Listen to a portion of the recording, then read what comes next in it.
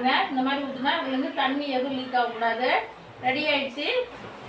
கொஞ்சம் நேரத்தில் stove off பண்ணிடலாம். செம்மையாக இருக்குது பாருங்கள். கலர் அப்படியே கடையில் வாங்குற மாதிரியே. நான் இப்போதைக்கு அவசரத்துக்கு கொஞ்சமாக 2 உருளைக்கிழங்குக்காக செஞ்சேன். செம்மையாக ரவை ரெடி ஆகிடுச்சு. Tomato sauce ready.